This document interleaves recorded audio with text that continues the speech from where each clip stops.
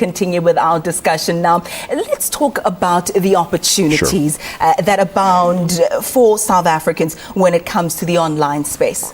Sure. I think that the big opportunity is to get small businesses, individuals, creative people using the internet to reach more people and to reach more customers and so forth.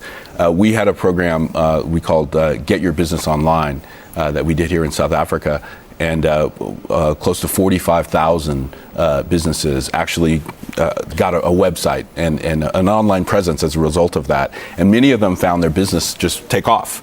And many others found that they could create businesses that they didn't think they could create. Things ranging from taxi drivers who get online and use, say, Google Ads to attract fares, to I think it's the a cappella group, The Soil, which has become a YouTube sensation, right? So they use YouTube to reach an audience, and they get signed by a record label, that kind of thing. To the young man in Soweto who actually has built I can't say the word that you use for the traditional beer, but actually has a business that he does. I'll have to teach you at a later stage. Yes, that would be great.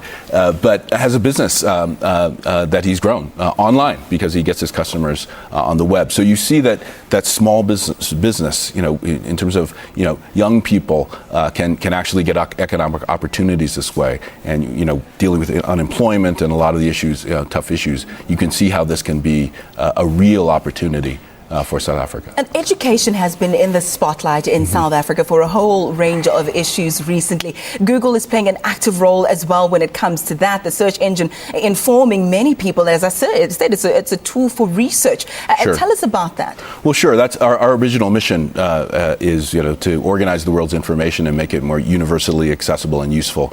And we are building on that by trying to bring more and more tools to schools and universities. We find that the more access you can get to students to all of the world's information, the more effective your education can be. So there's no reason why you shouldn't be able to get access to all of the great, the world's great teachers, the world's great research, and so forth. It's available. What we need to do, and I talked about some of those projects, white spaces, some of these other things that we can do to really wire schools and allow them to get access to all of this great material. And what's really fantastic about that is that local content is there as well. You've got information about your culture, about where you live, not only about the more dominant areas of the world. So everything that you need, local content is also key. Absolutely, absolutely, and that's a great point. And I think that the more local content you have, the more all of this really works. And so we're making sure that on YouTube and all of our platforms that we make sure that we make local content available to people. Now, with the opportunities also come the hazards of going online. Let's talk a little bit about security, not only personal security as I go on the web or as I do online banking or whatever it is, but let's talk about a whole country's security as well. Tell us a bit about those aspects. Well, I think that's good. I think users expect that when they go online, just as when they go out into the community, they want to be safe and they want to make sure that they're protected. So, at Google, we spend a lot of effort making sure that our systems are safe, that people can't hack into them, and so forth.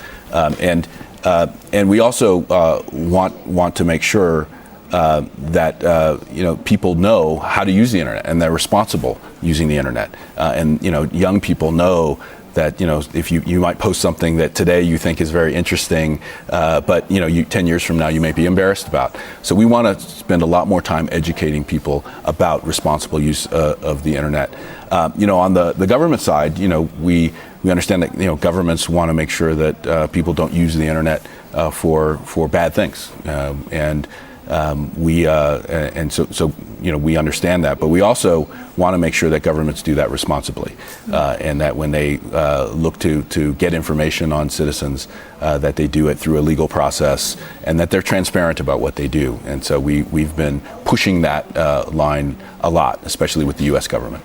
All right. Now, before we go, I chatted to you briefly about this off air, about the movie, The Right. Internship. It was Right. about these two older men trying to reinvent themselves, and they go and look for an internship at Google. And there you find a mix of people, different races, different ages, these young geniuses and these old guys trying to fit in. Is there space for the older generation in this new technology of Google? Absolutely. I'm actually quite a bit older than the average age of the Google employee, and they still keep me around. Look, we have a lot of great young people. We have people of all ages and from all kinds of backgrounds. Google is really for everyone. We built Google for everyone, and the people that work at Google and the people who use Google. We've always wanted it to be a universal thing that's accessible to everyone.